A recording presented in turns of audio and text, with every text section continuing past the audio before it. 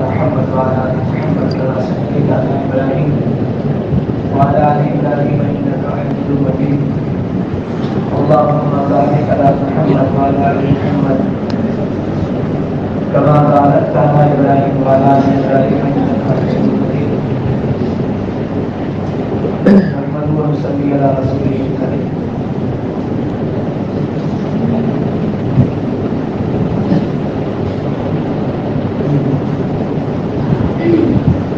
پوری دنیا میں ہر ایک انسان اس بات کی محنت کر رہا ہے کہ ہمیں سکون والی زندگی مل جائے. ہر ایک آدمی پڑھا لکھا ان پڑھ شہر کا گاؤں کا عورتیں بھی مرد بھی سبھی کہتے ہمیں سکون والی زندگی مل جائے. کیسی زندگی؟ سکون. پیسفل لائف انگلش میں کہتے ہیں ہمیں سکون والی زندگی میں. اس کے لیے محنت کریں, بہت محنت کریں. صبح سے شام, شام سے صبح, سردی سے گرمی, گرمی سے بارش, پھر گرمی, پھر سردی, بارش. محنتیں کریں, کالے بال سے سفید بال تک محنت کرتے ہمیں سکون کی زندگی ملتی ہے. اسی لیے پڑھ رہے ہیں, اسی لیے دھندے کر رہے ہیں, اسی لیے نوکری کرتے ہیں, اسی لیے بھاگ دوڑ کرتے ہیں, سکون کی زندگی ملتی ہے. تو ان کو پوچھو بھائی سکون کس میں سمجھتے ہیں آپ, کس میں سکون سمجھتے ہیں؟ کہ سکون یہ ہے کہ اچھا مکان مل جائے تو مکان کی سکون ہے. ایک گاڑی آ جائے آنے جانے کے لیے تو سکون مل جائے گا. جب بھوک لگے اچھا سا کھانا ملے پیٹ بھر کے, جب پیاس لگے تو پینے کی اچھی سے اچھی چیز ملے کہ پیاس بجھے, کھانا ملے, پینا ملے, مکان ملے, گاڑی ملے, اور جب میری عمر ہو جائے تو میری شادی ہو جائے, اور پھر یہ نوکری دھندا اچھا سا ہو جائے, بیلنس ہو جائے, بس اسی کو سکون سمجھتے ہیں. ہے بھی اس کے علاوہ کچھ نہیں نا. ایک چیز رہ گئی کپڑے, یہ کھانا پینا, کپڑے, مکان, سواری اور شادی, معقولات و مشروبات, ملبس, مسکن, مرکب اور منکح. یہ 5 ضروریات ہیں. اسی میں لوگوں نے سکون سمجھا. بس یہ مل جائے انسان کی 5 ضروریات ہیں. نبی ہو, وقت کا ولی ہو, قطب غوث ابدال ہو, چور لچا لفنگا بدماش گنڈا ہو, اس کی ضرورت 5 ہی ہے. ہر ایک کی 5 ضرورت کہ جب بھوک لگے کھانا ملے, پانی ملے, پیاس پر. ایک ضرورت ہے معقولات و مشروبات, کھانا پینا مل جائے. جس کو مل رہا ہے سمجھتا میں تو پرسکون زندگی جی رہا ہوں. سکسیسفل لائف, کامیاب زندگی, کھانا پینا. پھر دوسرا کہ میرے کو مکان مل جاؤ اور غریب ہو جاؤ,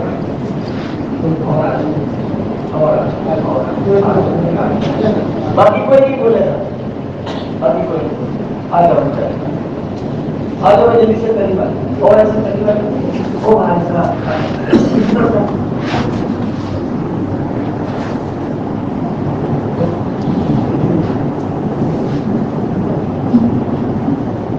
کھانا پینا, مکان, کپڑے, سواری, شادی, بس. اسی لیے اللہ تعالیٰ نے ہمارے دھوکے کو ختم کرنے کے لیے, کیونکہ اللہ تو اللہ ہے, وہ اپنے بندوں کو اچھی طرح سمجھتا ہے, اسی نے بنایا ہے اور وہ سب کچھ سمجھتا ہے, سب جانتا ہے. اسی لیے اللہ نے قرآن پاک ان لوگوں کے قصے بیان کیے جس کو آج میں اور آپ جو سمجھا تھا یہ مل گیا تو سب مل گیا. کھانا پینا, کپڑے, مکان, سواری, شادی اور بیلنس, بس سب مل گیا. مثالیں دیتے ہیں, دیکھو لکسن کی گاڑی لگاتا تھا, آج اس کی 3 دکانیں فروٹ کی. کوئی بیٹھا ہوتا سمجھتا کہ میرے اوپر اللہ تعالیٰ کی روٹی اگانے کی تو وہ تو کامیاب ہو گیا، ایسا لوگ کہتے ہیں۔ پہلے یہ میرے دادا سے بیڑی مانگ کے پیتا تھا، مزدور تھا، مزدور میرے دادا سے بیڑی مانگتا تھا، آپ دیکھو تو بڑی بلڈنگ کا مالک ہے۔ ایسے لوگ مثالیں دیتے ہیں، اپنے بچوں کو سمجھاتے ہیں، اپنے پودوں کو سمجھاتے ہیں، اپنے بھائیوں کو بتاتے ہیں، گھر میں اس سے مذاکرے کرتے ہیں، دیکھو کیسا آگے بڑھا دیا ہے۔ یہی بات ہوتی رہتی ہے، دیکھو دیکھو وہ دیکھو وہ دیکھو وہ، یہ دیکھو وہ اللہ نے قرآن میں اتنے سال پہلے اتاری بات اللہ نے قرآن پاک میں کس سے سنا ہے؟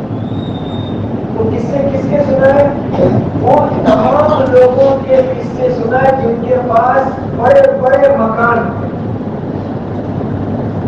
محل سے محل، ان کا قصہ سنا ہے قرآن۔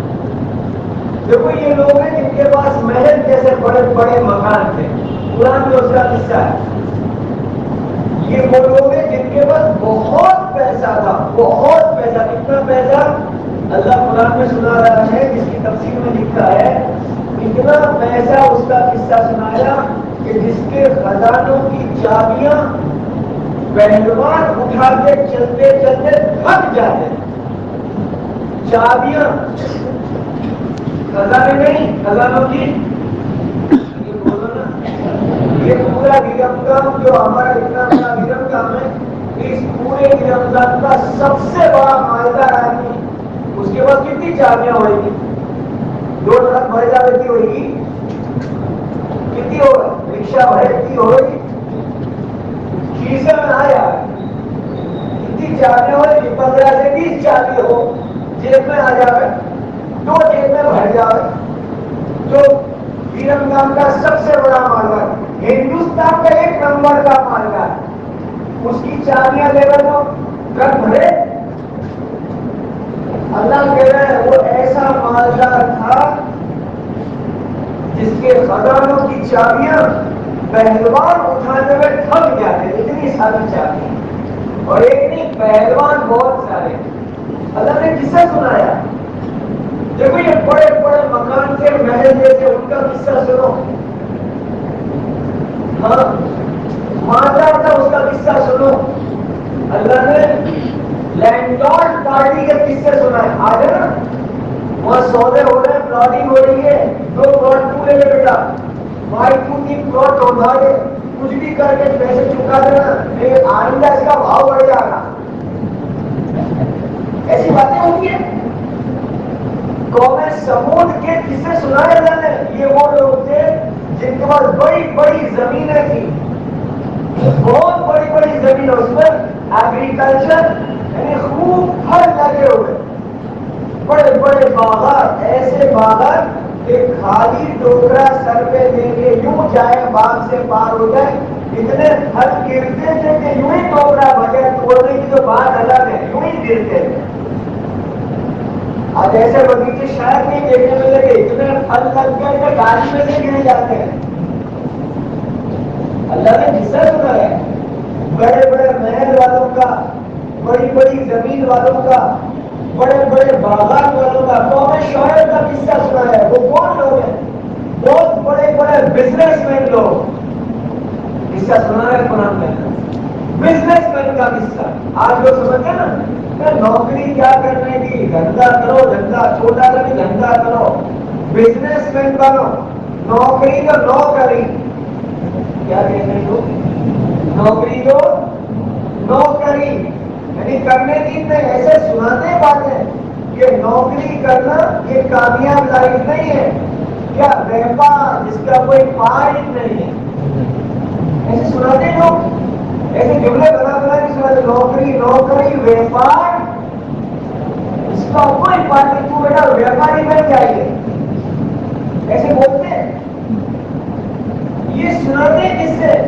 بیٹا زمین کا مالک بن جا، تو مکان والا بن جا، تو ویپاری بن جا، تو یہ بن جا، تو وہ بن جا۔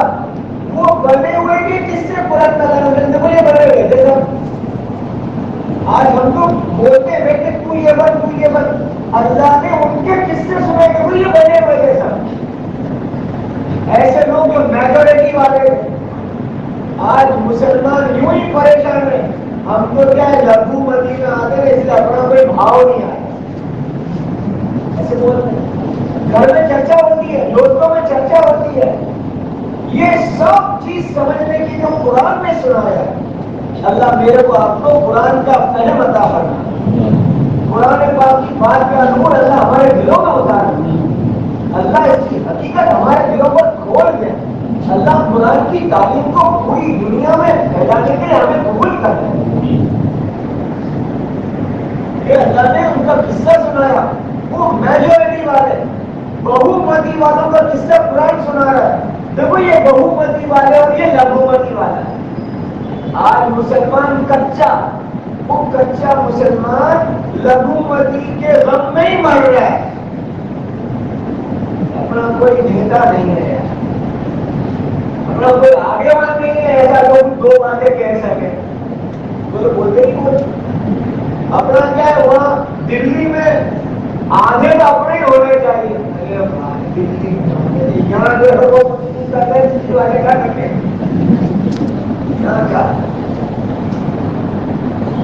یہ سب دھوکہ ہے, میرے لیے بھی دھوکہ, آپ کے لیے بھی دھوکہ. یہ چرچا ہے نا, یہ چرچے قرآن کی فہم کی کمی کے چرچے ہیں. یہ قرآن پاک میں اللہ تعالیٰ نے ان کے قصے سنانے کیا کہا, یوں کہا یہ سب خسارے والے, گھاٹے والے, نقصان والے, بربادی کے راستے والے تھے. جن کے پاس بڑے بڑے مکان تھے, جن کے پاس مال تھا, جن کے پاس زمین تھی, جن کے پاس بڑے بڑے بزنس تھے. ایسا بزنس, وہ ویپاری ایسے ویپاری تھے کہ قیامت تک کوئی نہ آئے گا. ان کے ویپار کا یہ کمال تھا. کیا کمال تھا؟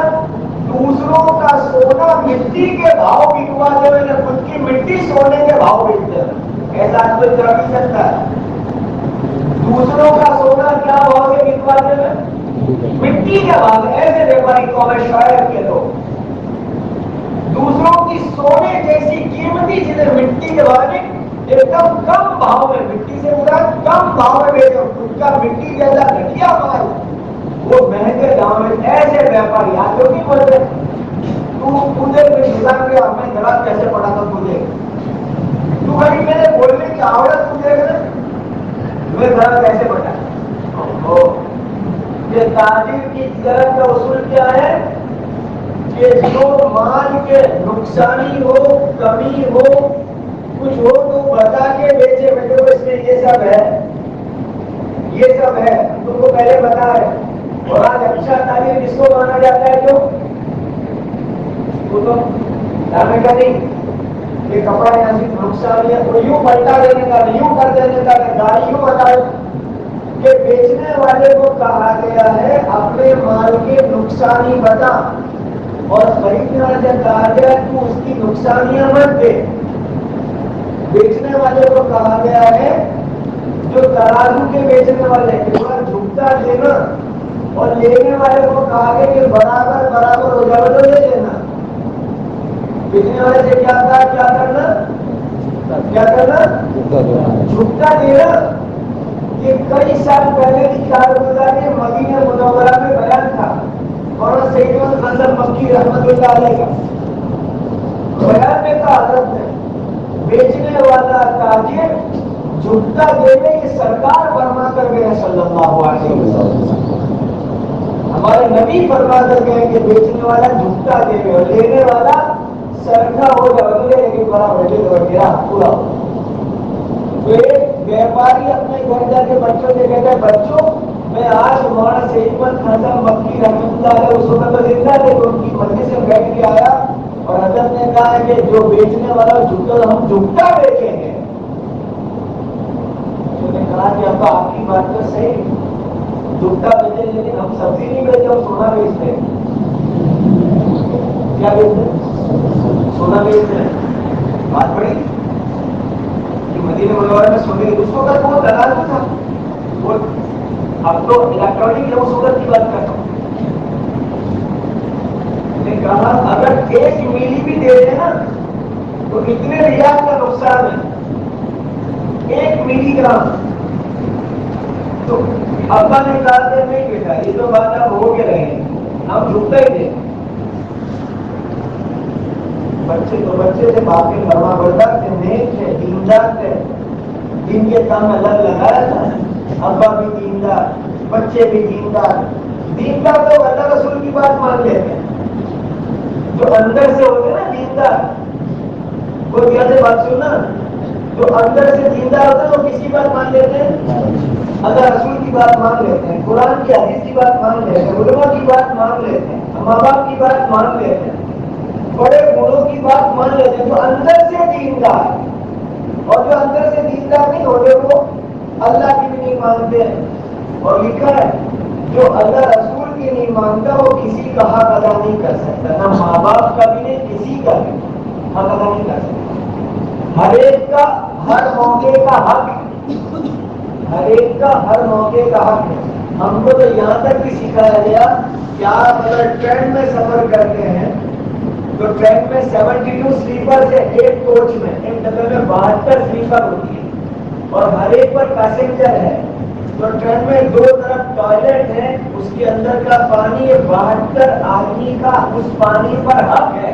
اب ہماری جماعت ہے تو جماعت اگر نماز پڑھیں گے ٹرین میں بار بار وضو کر کر کے آئیں گے تو زیادہ پانی استعمال کریں گے تو اللہ کے وہاں جواب دینا پڑے گا. ہم کو تو یہاں تک سکھایا ہے کہ وہ 72 آدمی جو پیسنجر ہے ان سب کا اس پانی پر حق ہے.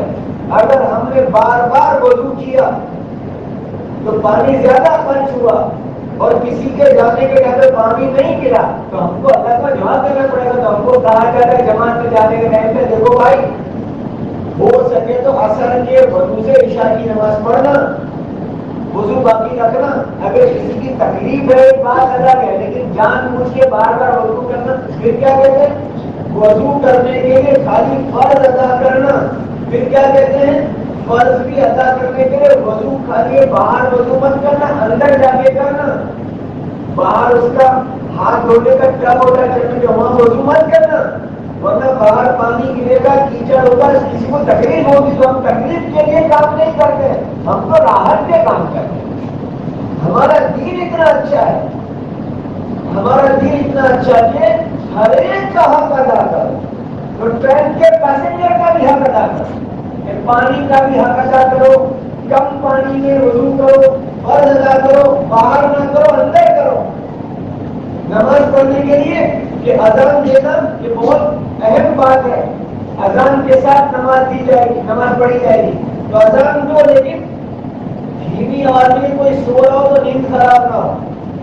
مسجد کے لیے اگر ٹرین میں نہیں دینے کی ہوتی جی مسجد میں اتنا سر مسجد مائک لگا کے مائک اس کے اوپر لاؤڈ اسپیکر لگا ہے، مائک سامنے لاؤڈ اسپیکر اوپر ہے، اس پر بھی یہ باقی پورے بدن کی طاقت آ رہی ہے. بھائی دھیرے بولتی آواز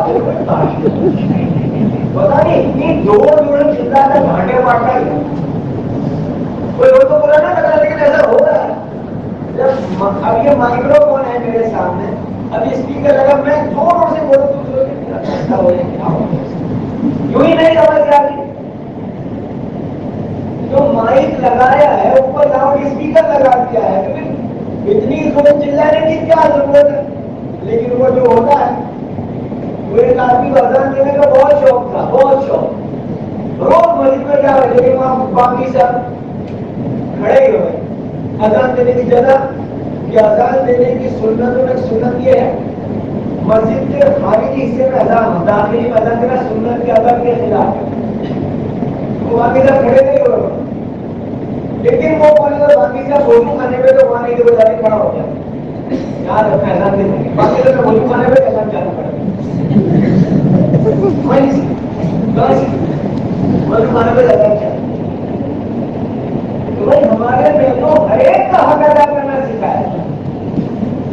تو جو اندر سے دیندار ہوتا ہے نا وہ قرآن کی بھی مانتا ہے، نبی کی بھی مانتا ہے، علماء کی بھی مانتا ہے، ماں باپ کی بھی مانتا ہے، بڑوں کی مانتا ہے، ہر ایک کی بات مانتا ہے. اسی لیے کہا ماننے کا نام دین ہے اور نہ ماننے کا نام جھگڑا. ماننے کا نام نہ ماننے کا نام.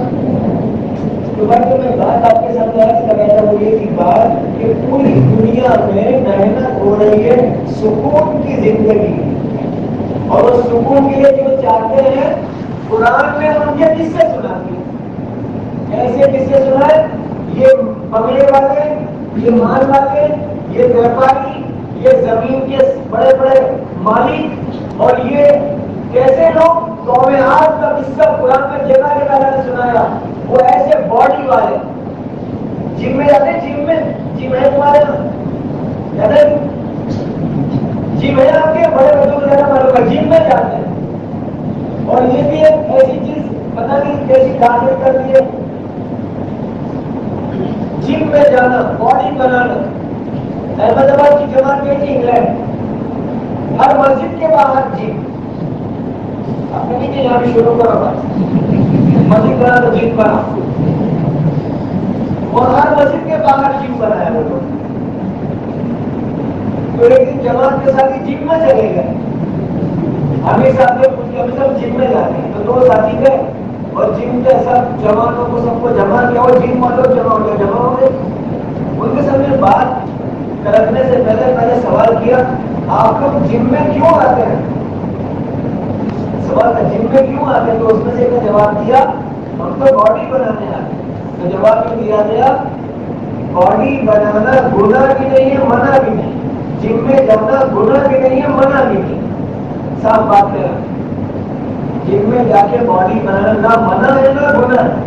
وہاں وہ ساتھی نے بات کی جم والوں سے کہ آپ جم میں آتے ہو اپنی باڈی بنا دو، باڈی بنا دو نا، ایسی چیسٹ ہو جائے، چیسٹ سمجھتا ہے، ایسے میرے مسلس ہو جاؤ، ایسے میں نے یہاں پر ٹکڑے دکھے. دکھانے کے لیے کیا ننگا ہونا پڑے گا نا، دکھے گا تھا، دکھے گا تھا، بٹن کھلے لگے تو دکھے، پورا شرط اتار کے تو دکھے. اس کے بنایا ہی دکھانے کے لیے، چھپانے کے لیے بنانا تو کیا کرتا تو ممکن نہ تھا نہیں سمجھنے کا. جب وہ باڈی بنتی ہے اس کو دکھانے کا شوق آتا ہے، حسن آتا ہے تو بیٹا ہے کہ میں اپنا حسن ظاہر کروں. مال آتا ہے تو اس کا اظہار کرتے ہیں، مال آتا ہے نا تو کیا کرتے ہیں، اس کا اظہار کرتے ہیں. ایسے کپڑے، ایسے جوتے، ایسا چشمہ، ایسی گاڑی لوگ سمجھتے ہیں آئے گا پرچی آئی ہے اس کے پاس مال کا اظہار ہے. تو جم والا کہتا ہے کہ جم میں آ کے باڈی بنانا منع، اور یہ گناہ اور منع نہیں ہے، لیکن یاد رکھ ان سے کہا صرف باڈی بنا کے مر جاؤ گے نا تو قبر میں کیڑے مکوڑے خوش ہو جائیں گے کہ بہت اچھا مال آیا ہے. بالکل گٹھے والا مال آیا ہے کھانے کا. اور اگر ایمان اعمال بنا کے چلے جاؤ گے تو کیڑے مکوڑے تو کبھی نہیں آئیں گے، فرشتے خوش ہو جائیں گے. ایک اچھا بندہ ہے جو باڈی بنانے کے ساتھ کیا بنانا ہے، ایمان پکا، اعمال اچھے.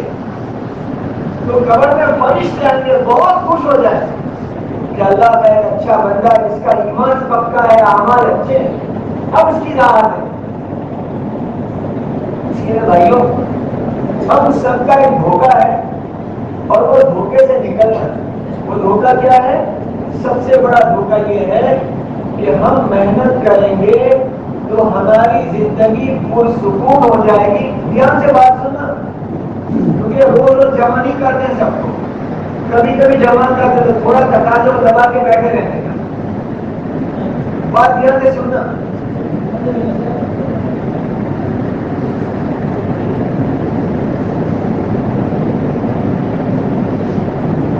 تو بھائی میں یہ کہہ رہا تھا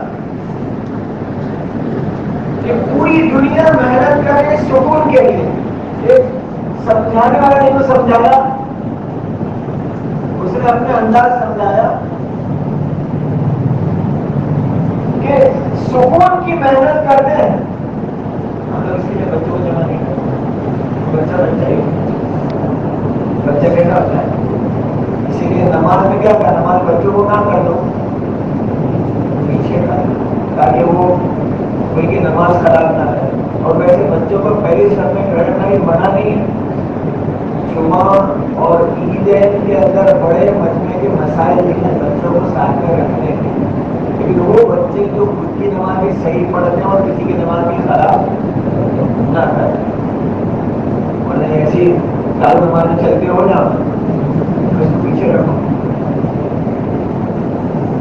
میں چھوٹا تھا جب بمبئی جاتا تھا تبھی بات ہے. ہمارے یہاں ہر سال محرم کے 10 دن بعد ہو گئے. محلے میں جب میں رہتا تھا بمبئی چور بتا چلو ہر سال محرم کے 10 دن کی بات ہو گئی. تو میں چھوٹا تھا ایسے ہمارے پورے محلے کے بچے وہ آگے جا کے بیٹھ جاؤ, سب سے آگے پورے بچے بھرے ہوئے. تو وہ جو آگے سے بیان کرنے محرم کا وہ ذرا سمجھدار تھے. وہ کیا کرتے تھے, بھائی یہ بچے بیان سنے نہیں, ہم کو نام کٹائی چاہیے, نام کٹائی لینے آئے. تو وہ پہلے کچھ ایسا پڑھ دے میں منہ سے, وہ پڑھ دے میں بہت سارا, پھر ایسا پڑھنے کے بعد نام کٹائی بات دو بچوں کو, تو سب نام کٹائی لے کے پھر بیان ہوتا ہے. ہم کو بیان سننا نہیں, ہم کو نام کٹائی چاہیے. گھر کے ڈبے بڑھ جاتے ہیں دن کے اندر. ہمارے گھر میں اچھے خاصے بچے تھے, ہم 4 بھائی تھے, 4 بچے, اس کے 4 سب وہ نام کٹائی نہیں دیتے. تو بچے تو نام کٹائی نہیں ایسے باقی کے بچے نہیں بولو گا تم کھانے آئے ہو, کھانے بتا گائے کے لیے آئے تھے, کوئی کھانا نہیں, کھانے نہیں آئے. ابھی اعلان ہو جا رہا 11:15 کہ کھانا نہیں ہے, کھانا نہیں ہے. تو کیا کریں گے, نہیں بھائی ہم کھانے آئے نہیں تھے. اچھی طرح بات سننا, ہم کھانے نہیں آئے, ہم تو ایک بہت بڑے کام کے لیے جمع. کھانا تو ضروری ہے, ملے گا نہیں ملے گا, مقدر کا ہوگا مل جائے گا, تقدیر میں نہیں ہے تو لگ کے بھی نہیں ملے گا. ہم کھانے نہیں, ایسی دنیا میں اللہ نے ہم کو کھانے کے لیے نہیں بھیجا, بہت بڑے کام کے لیے بھیجا ہے. تو بھائی جو میں بات کر رہا تھا کہ دنیا کے لوگ ایک بہت بڑے دھوکے میں ہیں. سکون کی زندگی کے بارے میں وہ سمجھانے والا سمجھاتا ہے دھوکا کہ سامان کیے دن بھر میں وہاں اور چھوڑ کے وقت کے شام چلے. دن بھر سامان جمع کرتے رہے, شام کو انتقال ہو گیا. سنسان ہے گھر, سونا بستر, دکھ جھیل کے بھی آرام چلے. قرآن نے ان کو سنایا ہے, یہ محل والے, یہ مال والے, یہ زمین والے, یہ باغیچے والے, یہ باڈی بنانے والے وہ قوم عاد ایسی باڈی بنائی تھی وہ لوگوں نے کہ جن کا ایک کا بدن 60 فٹ لمبا تھا. پیدائشی بچہ 6 فٹ کا ہوتا ہے, پیدائشی بچہ 6 فٹ کا, ان کے بدن 60 فٹ کے تھے. ایسے کرتے ہوئے سمجھانے کے لیے تھا کہ موسیٰ علیہ السلام کے ہاتھ میں جو عصا تھا اتنا بڑا ان کا مسواک ہوتا تھا. ایسے سمجھانے کے لیے تھا کہ موسیٰ علیہ السلام کے ہاتھ میں عصا 6 فٹ کا تھا تو ان کا مسواک 6 فٹ کا ہوتا تھا. جب ہماری باڈی کا تو مسواک ایک بالش کا ہوتا ہے, اس اعتبار سے رکھتے ہیں.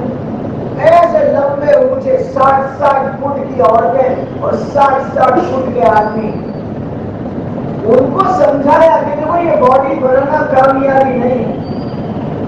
ان کو کہا اپنی طاقت پہ گھمنڈ مت کرو. آج لوگ اپنی باڈی پر گھمنڈ کرتے ہیں کہ ایسا کوئی نہیں ہوگا پورے علاقے میں.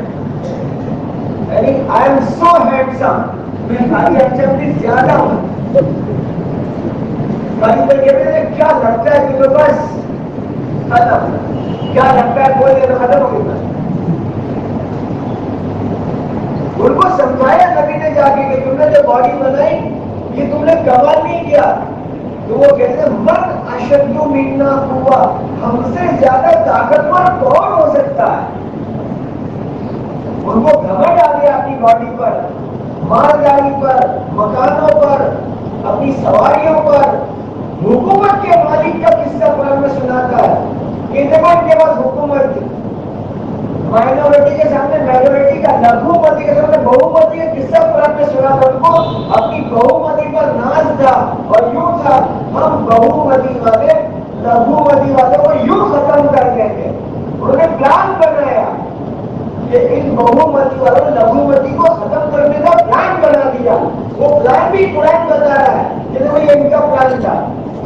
یہ بہومتی والے مل گئے اور یہ لگھومتی والے کو ختم کر کہ مٹ جائے اس کا نام و نشان. لیکن اللہ تعالیٰ نے یہ بتایا کہ وہ لگومتی والے یتقی و یصبر، وہ تقوی والے تھے لگومتی والے، وہ صبر والے تھے لگومتی والے. تو بہومتی والوں کا جو کچھ نہ آیا، وہ لگومتی والے وہ حکومتی کرسی پر اللہ نے بٹھا دیا. قرآن کہہ رہا ہے تقوی اور صبر اگر آ گیا تو اللہ تعالیٰ ہر حال میں ہر جگہ مدد کر. سمجھ نہیں بات؟ موسیٰ علیہ السلام فرعون کو جا کے دعوت دے رہے ہیں اللہ کی بڑائی کی، ایمان کی، آخرت کی. وہ فرعون نافرمان، اللہ کی بات نہ ماننے والا، اور کہہ رہا میں ہی اللہ ہوں. اس میں کتنے ایسے بیٹھے ہوتے زبان سے نہیں بولتے لیکن دل میں یوں ہی سوچتے ہوتے جو بڑی عمر کے ہیں کہ میں ہوں تو میرے گھر کی خوشیاں ہیں، میں مر جاؤں گا تو گھر کی خوشیاں مر جائے گی، یہ اس کا دھوکہ ہے. میں ہوں تو میرے گھر میں کھانا بنتا ہے، میں ہوں تو میرے گھر کے بچوں کے کپڑے آتے ہیں، میں ہوں تو دوا آتی ہے. یہ دھوکہ ہے، دھوکہ. اس میں کتنے بیٹھے ہوں گے ایسے، ان کی سوچ یہ ہے. اور کبھی کبھی گھر میں جھگڑے میں بولتے بھی ہوں گے میں مر جاؤں گا تم بھوکے مارو گے، ایسے بولتے ہیں بڑے. آپ کے میں شاید کی وجہ ہمارا بہت بولتے ہیں، یہاں تو سیدھے لوگ ایسا کچھ ہوتا نہیں. موسیٰ علیہ السلام نے ان کو کہا فرعون کو، اور فرعون نے کہا میں ہی اللہ، میں ہی اللہ. یہاں تک کہ اتنا ظلم کیا اس وقت کے تھوڑے مسلمانوں پر اتنا ظلم کیا. اس کے ظلم سے بچنے کے لیے موسیٰ علیہ السلام نے کہا ہم یہاں سے نکل جائیں. یہاں ہم پر ظلم ہوتا ہے. تو فرعون کے ملک سے نکل کر باہر جانے لگے. اللہ اپنی قدرت سمجھانا چاہتا تھا، اللہ اپنی طاقت بتانا چاہتا تھا. تو اللہ تعالیٰ نے موسیٰ علیہ السلام کو، ان کے ساتھیوں کو شہر میں بھٹکا دیا. باہر نکلنے کا اللہ نے رہبری نہیں کی اور وہ بھٹکتے رہے باہر نکلنے کے لیے. فرعون کو خبر مل گئی محل میں کہ وہ باہر ہے، سب لوگ جن پر ہم ظلم کرتے تھے باہر نہیں گئے گا، سب کو مار ڈالنے کا. اس نے مار ڈالنے کا پلان بنایا. اس کا تو منصوبہ کچھ ہوگا. چلتی کس کی ہے؟ اللہ نے اعلان کیا وَمَا تَشَاءُونَ إِلَّا أَن يَشَاءَ اللَّهُ، تم جو چاہو گے وہ نہیں ہوگا، میں جو چاہوں گا وہی ہوگا. پوری دنیا مل کر کوئی بھی پلان بنا لے، مسلمانوں کو یہ سوچنا چاہیے ہم تو اللہ سے ڈرتے رہے، ہم تو اللہ کی بات مانتے ہیں. ان کو بنانے دو جو پلان بناتے ہیں. کامیابی تو اللہ جس کو چاہے گا اس کو ملے گی. کامیابی کس کو ملے گی؟ اللہ جس کو کامیاب کرنا چاہے. کہ حضور صلی اللہ علیہ وسلم مدینے والوں کی طرف سے کھڑے ہیں اور مکہ کے نافرمان سامنے بیٹھے ہیں اور وہ ایک پرچہ بن رہا ہے. پرچہ، ایک ایگریمنٹ تیار ہو رہا ہے اور ایگریمنٹ میں ساری شرطیں ان کی. ہاں تو صحابہ سوچتے ہیں کہ ہمارے نبی ہر بات ان کی ہاں ان کی ہاں ان کی ہاں. کبھی وہ لوگ بولتے ہیں نا یہ جو نوا قاعدہ ہے نا اپنے والوں کے لیے بنا ہے، سنا ہے کبھی؟ یہ جو قاعدہ ہے نا یہ تو ابھی کر رہے نہیں، جگہ جگہ کیمپ لگا کے اپنے والوں کو مروانے کی ٹھیک ہے. بھائی دوست مارا خلق الموت والحیات، وہ کہہ رہا ہے موت اور حیات ہمارے ہاتھ میں. دیکھو تم اگر یہ کرو گے نا 10 سال کے اندر تم مر جاؤ گے. اس کے ہاتھ میں موت اور زندگی. اگر تم یہ علاج کر لو گے نا تو تمہاری طاقت ختم ہو جائے گی. ان کے ہاتھ میں طاقت ختم ہو جائے گی. وہ خالد بن ولید اللہ کے راستے میں اور دشمن میں سے قاتل پکڑا گیا. اس کی جیب کٹوری تو اس کی شیشی نکلی اور شیشی میں دیکھا ہے کہ اس میں زہر ہے. کیوں لے کے پھرتے ہیں زہر؟ کہ ہم کو کہا جائے کہیں پکڑے جا رہے نا تو اپنے سب باتیں نہ ہو کر زہر بھی لینے کا پھر مر جانے کا. کیا چلا تو زہر کی شیشی ہاتھ اڑے کے پورا پی گئے اللہ کا نام لے کے اور وہ کھڑے رہ گئے. تم مت خطرہ کرنا ایسا کہ آپ پوائزن کی بوٹل لا دے ابھی ہمارا وہ مقام اور لیول ہوا نہیں ابھی ولی سے مہندی کا خطرہ کرتا ہوں، کچھ نہیں ہوگا اس سے. صحیح بات ہے، بالکل صحیح بات ہے، خطرے نہیں کرنے گئے اور نہیں بات یہ پوجن گٹگٹا جا رہے ہیں. چلو ایسا نہیں ہوتا. محمد صلی اللہ علیہ وسلم کے صحابہ کے سوچ رہے ہر بات ان کی مانی جائے ایسا ایگریمنٹ بن رہا ہے.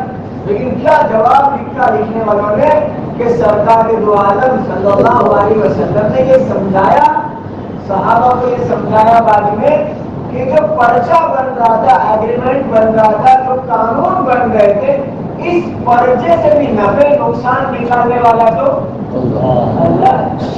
اس قانون کے بنانے میں کس کے نفع نکلے گا، کس کے نقصان نکلے گا، وہ تو اوپر سے فیصلہ ہوگا. یہ جو ہو رہا ہے ہو رہے لو. ہمارا ایک ہی کام ہے، ہمارا کام کیا ہے؟ تقوی والے بن جاؤ. ہمارا کام کیا ہے؟ صبر والے بن جاؤ.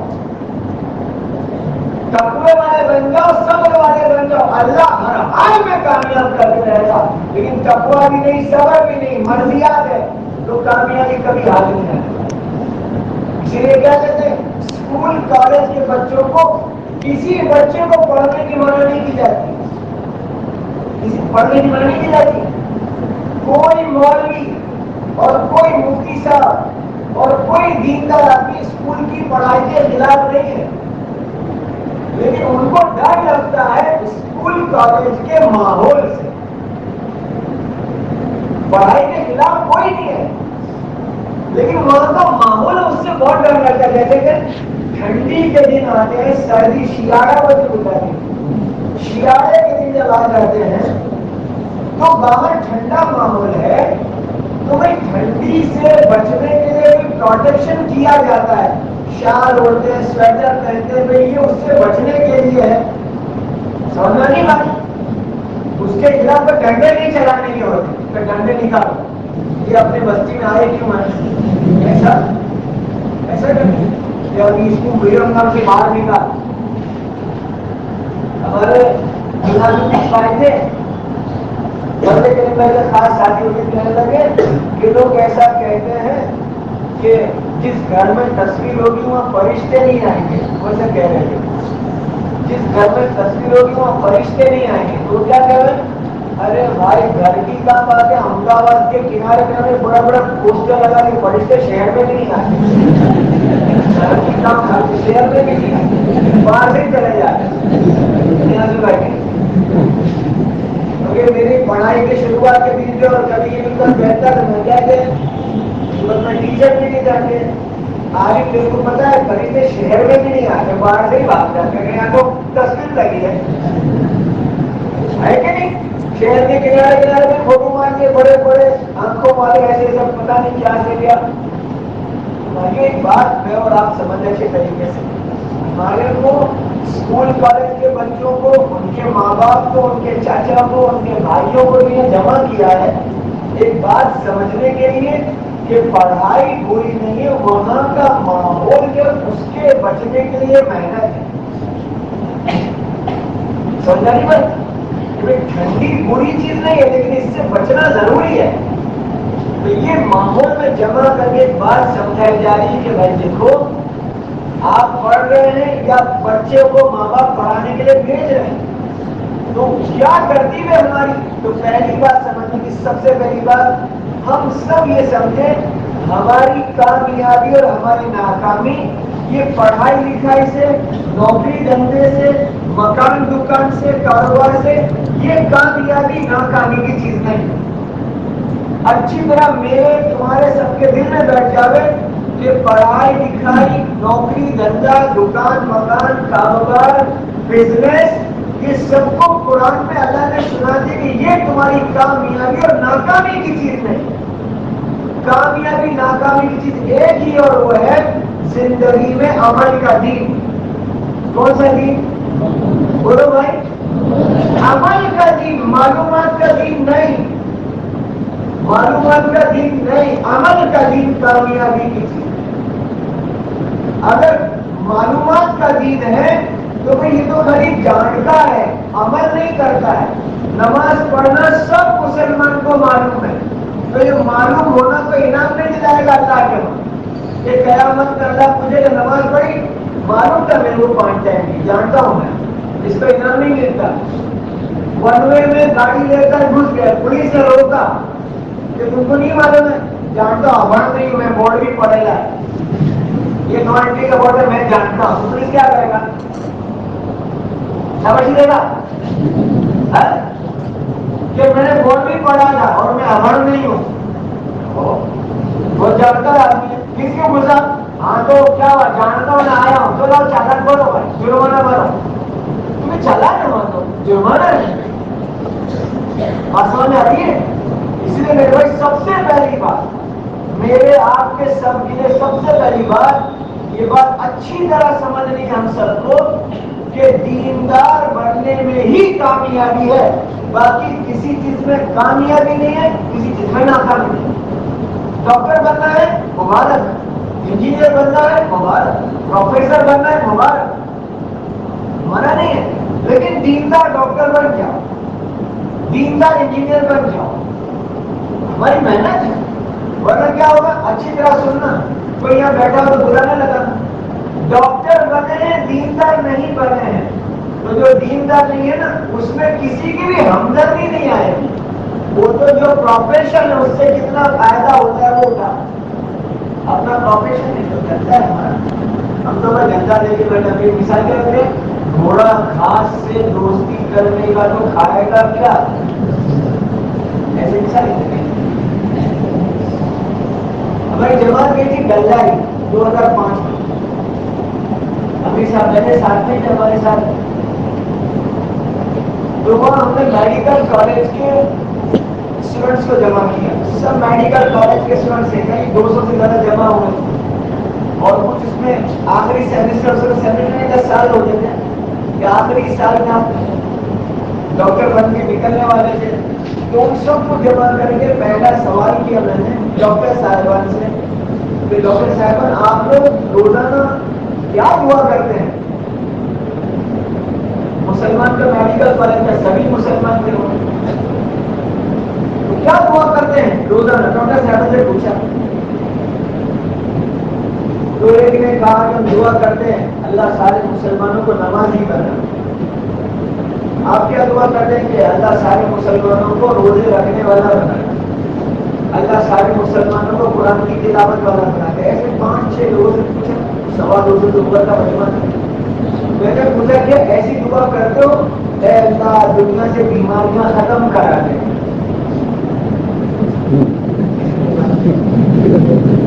پوچھا کہ بنا تم بھائی ڈاکٹر صاحب دعا کرتے ہو کہ اے اللہ دنیا سے بیماریاں ختم کرا دے؟ تو سب چپ ہو گئے،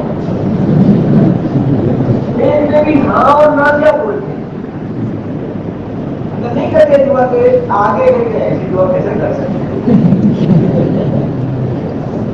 دعا کیسے کر سکتے؟ وہ کیا سمجھ رہے کہ ہم ڈاکٹر بنے ہیں، ایک پروفیشنل چیز آ گئی ہے، اب ہم اس سے پیسہ کمائیں گے، تو پیسہ کمانے کے لیے پڑھائی وہ ایک اپنی جگہ ہے، اللہ کا یہ بات ہماری سمجھ میں یہاں تو دیندار بننے کا کہ مقدر کی روزی اللہ دے کے رہے۔ ہمارا ایک بہت مشہور ڈاکٹر، ان کو میں نے کہا تم ایسا کرتے ہو ڈاکٹروں کی میٹنگ میں برسات آئی یا اپنی سیزن چھڑو، ڈاکٹر لوگ کیا کرتے ہیں برسات آئی ہو لوگ برسات مانگتے کہ اللہ بارش بھیج دے، ان کی کھیتیاں اجڑ نہ جاوے، ان کی زمینیں سوکھ نہ جاوے، جانوروں کی پیاس بجھ جائے، تالاب بھر جائے، ندی نالے بھر جائے، یہ اس لیے دعا مانگ رہے ہیں، اور وہ بھی دعا مانگ رہے ہیں برسات کی۔ ڈاکٹر لوگ نکاح کے لیے بیماریاں بڑھ جائیں، اب بتاؤ دعا وہ بھی مانگ رہا ہے، دعا اس کی نیت کچھ اور ہے، اس کی نیت کچھ اور ہے، وجہ کیا ہے؟ اللہ مجھے سمجھے، اللہ آپ کو سمجھا دے۔ پہلی بنیادی بات اگر دین زندگی میں آ جائے گا تو پھر یہ سمجھے گا کہ دین میں ہی کامیابی، اور یاد رکھنا اللہ کے گھر میں اللہ کی قسم کھا کے کہتا ہوں کہ دین زندگی میں نہیں آئے گا کامیاب دکھنے والا بھی ناکام ہی ہوگا۔ جس کو ہم نے کامیابی سمجھا وہ یوں سمجھتا ہو کہ دیکھو یہ جماعت میں جاتا ہے، یہ نماز پڑھتا ہے، اس کے 3-4 بچے ہیں، نمازی جماعتی سب کرتا ہے، اس کی بھی دکان ہے، اس بازار میں جب میری بھی دکان ہے، اس کے بھی بچے اسکول جاتے ہیں، میرے بچے بھی اسکول جاتے ہیں، میں نماز نہیں پڑھتا ہوں، میں روزہ نہیں رکھتا ہوں، میرے گھر میں ٹیلی بھی نہیں چلتا ہے، میرے چہرے پہ داڑھی بھی نہیں ہے، میں ٹوپی بھی نہیں پہنتا ہوں، میری بیوی کو برقع بھی نہیں پہناتا ہوں، میرے بچے بھی اسکول جاتے ہیں، اس کے بچے بھی اسکول جاتے ہیں، ان کا بھی گوشت پکتا ہے، میرا بھی گوشت پکتا ہے، کیا فرق پڑ گیا اس کا دیندار بننا اور میرا دیندار نہ بننا؟ کیا فرق پڑ گیا؟ چل رہی دکان اس کی، چل رہی دکان میری، یہ دھوکہ ہے، یہ دھوکہ ہے۔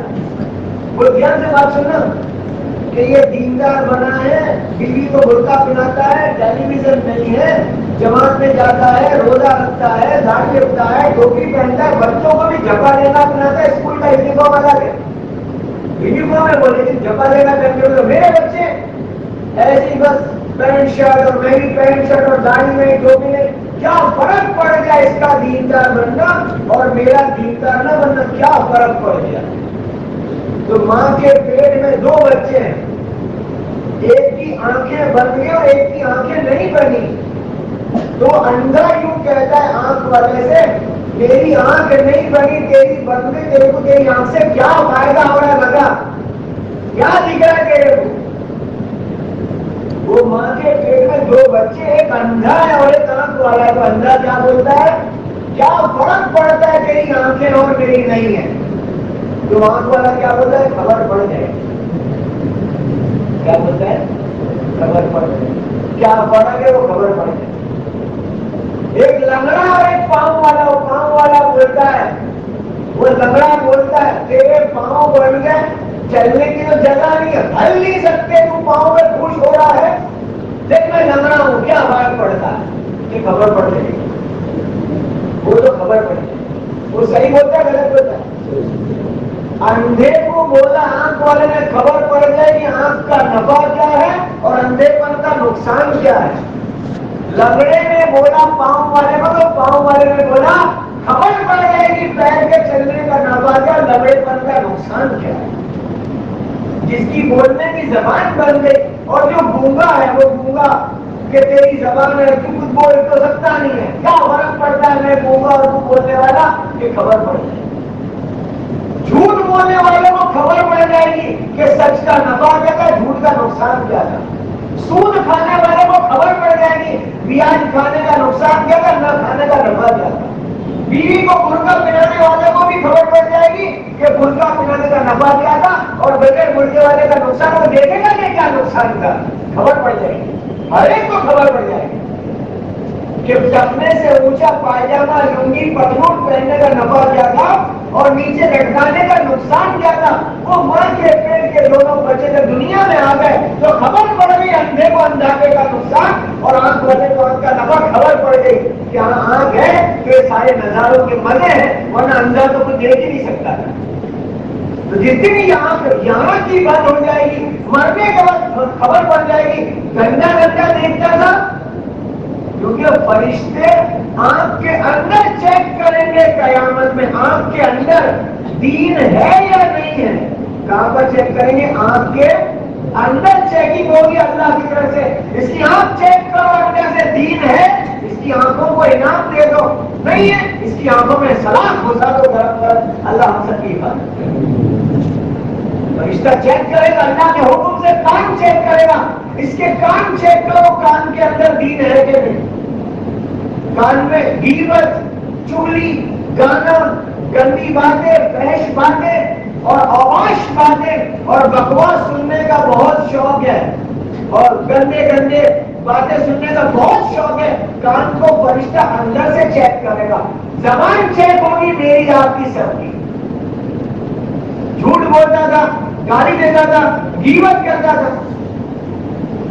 جمعہ میں نے سنا ہے 500 حضرت عمر کے بیٹے عبداللہ رضی اللہ عنہ بیٹھے ہیں اور کچھ لوگ تھوڑی دور بیٹھے، حجاج بن یوسف کی غیبت کر رہے ہیں، جن کے بارے میں کتابوں میں ظالم لکھا ہے، حجاج بن یوسف ظالم ہے۔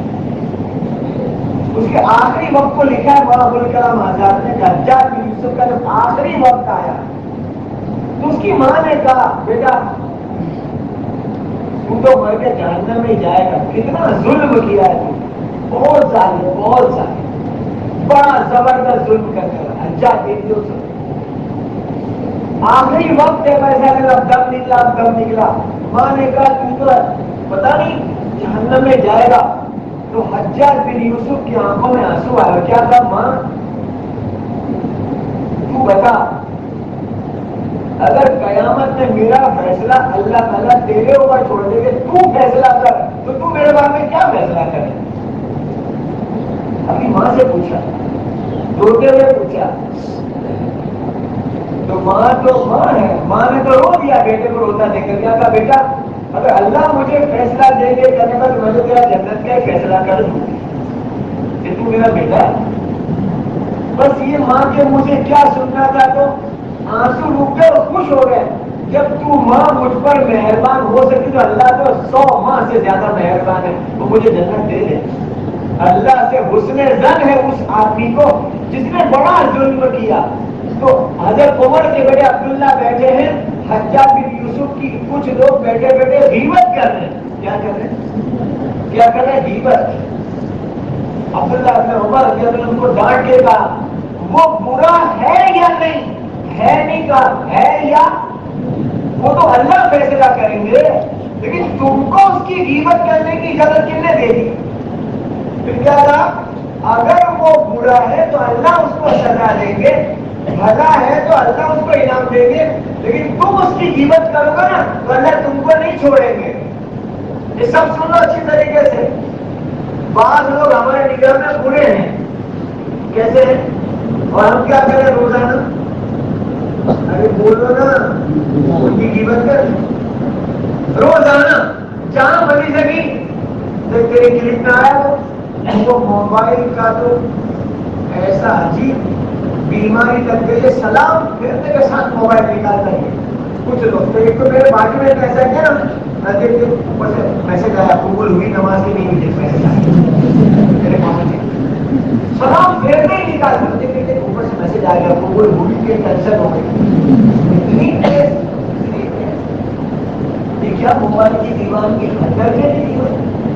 تو میں یہ کہہ رہا تھا بھائیوں کہ دیندار بننے میں اللہ تعالیٰ قیامت میں ایک ایک کی آنکھ، کان، زبان، ہاتھ، ایک ایک چیز جانچی جائے گی قیامت میں کہ دیندار ہے، آنکھ دیندار ہے اس کو انعام، کان دیندار اس کو انعام، انگلیوں کے یہ پورے، یہ پورا یہ ہے، اس کو چیک کیا جائے گا کہ اس کے اندر چھونے کا دین تھا کہ نہ تھا، یہ کبھی کس کو چھوا تو کیا نیت سے چھوا ہے۔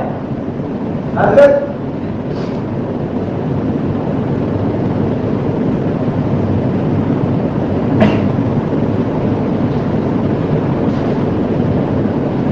نام ذہن سے نکل کر مولانا ابو الحسن ندوی رحمت اللہ علیہ جو بہت بڑے عالم،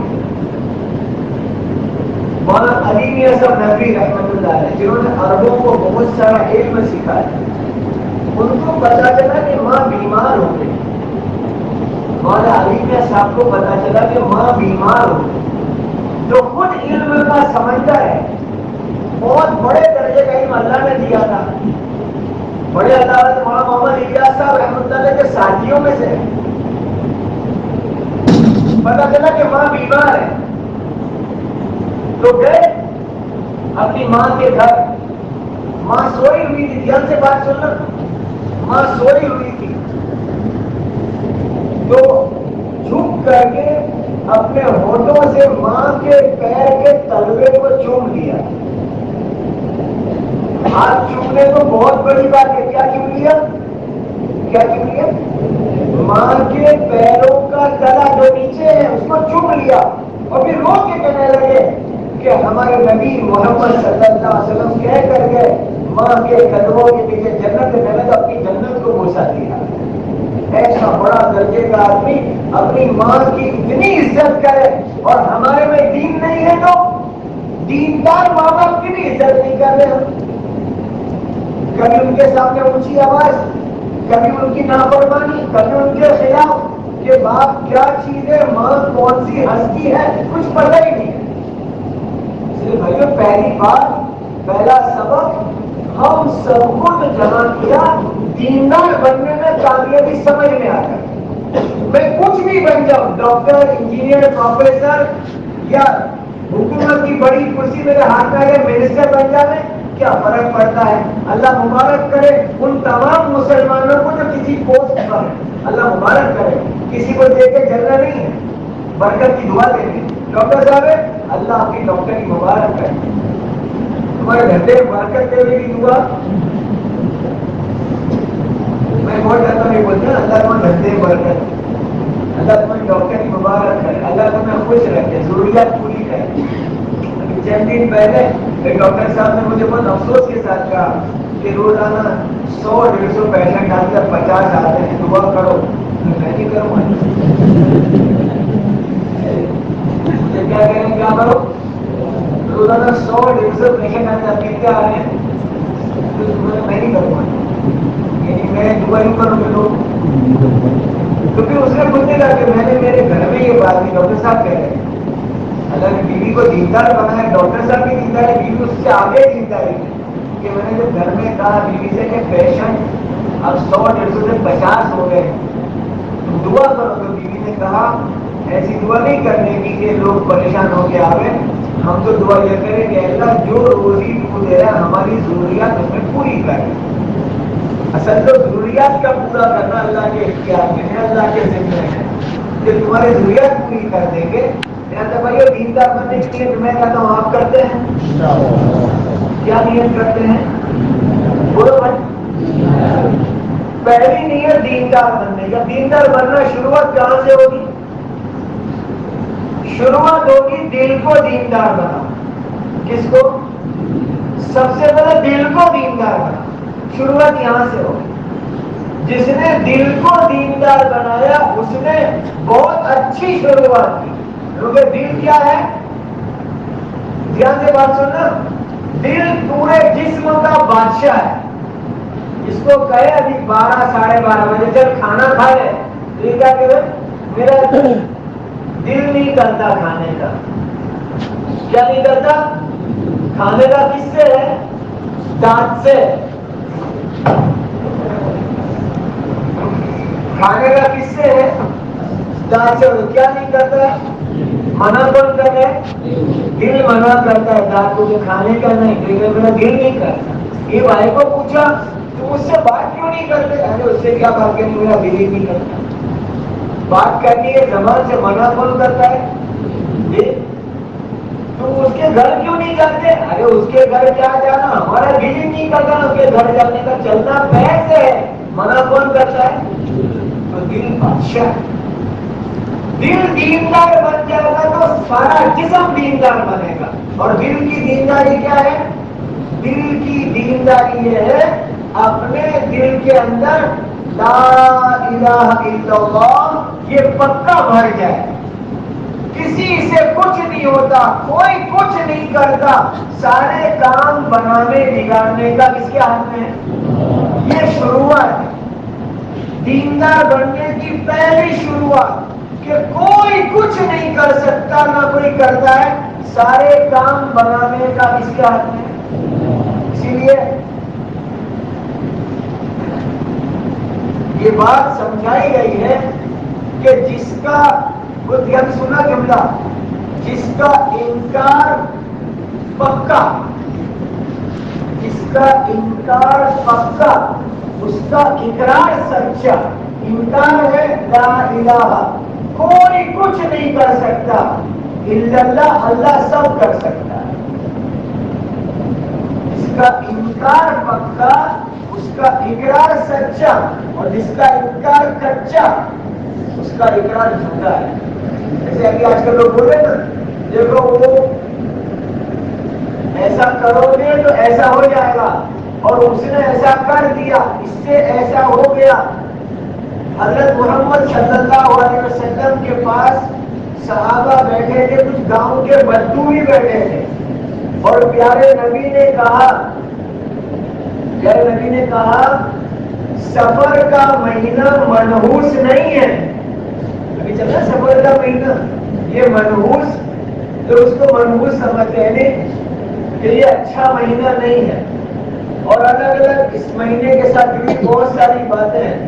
نبی نے کہا سفر کا مہینہ منحوس نہیں ہے، اس کے پہلے کی بات ہے لا عدوہ، کوئی بیماری چیپی روگ کی نہیں ہے، سفر کے مہینہ منحوس ہے۔ تیسری بات الو منحوس نہیں ہے۔ تین باتیں ایک ہی حدیث ہے، پہلے کوئی بیماری چیپی روگ کی نہیں، ایسا کس نے کہا؟ محمد رسول اللہ صلی اللہ علیہ وسلم، کوئی بیماری چیپی روگ کی نہیں ہے۔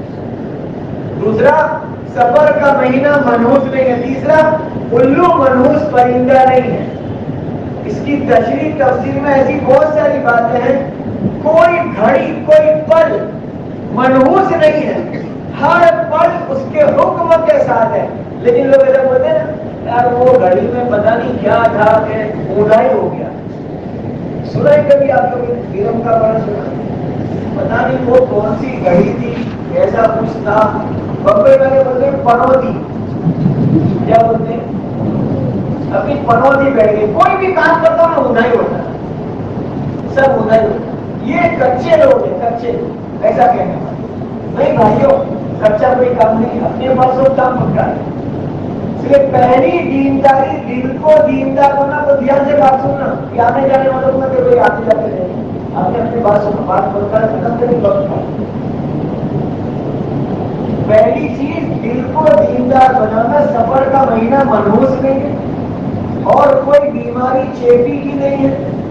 جب یہ بات کریں کہ چیپی روگ نام کی کوئی بیماری نہیں، ایک بچو کھڑا ہو گیا تو گاؤں کا رہنے والا ہے، یا رسول اللہ آپ کہتے ہو کوئی بیماری چیپی روگ کی نہیں۔ ہمارے اونٹ صبح صبح جب قدم کو جاتے ہیں ہرن کی طرح دوڑتے رہے، ایسا وہ کہنے لگا ہرن کی طرح دوڑتے ہمارے اونٹ جاتے ہیں صبح صبح، ان میں بیمار اونٹ ہوتا ہے، شام کو 3-4 بیمار ہو گیا آ جاتا، اور رات کا تو چیپی روگ نہیں۔ سوال صحیح تھا غلط تھا؟ سمجھنے کے اعتبار سے پیارے آقا کے سامنے سوال کیا گاؤں کے بدو نے کہ یا رسول اللہ آپ کہتے ہو چیپی روگ کی نام کی کوئی بیماری نہیں ہے، چیپی روگ ہے ہی نہیں، کسی کا کسی کو چیپ لگتا نہیں ہے، تو ایک بیمار ہوتا صبح 3-4 شام کو بیمار ہوگا، تو یہ کیسے ہو گیا؟ سرکار دو عالم صلی اللہ علیہ وسلم نے کیا فرمایا؟ سب سے پہلا جو بیمار ہوا اس کو کس نے بیمار کیا؟ پہلے والے پتا ہے، دوسرے والے کو اٹھنے،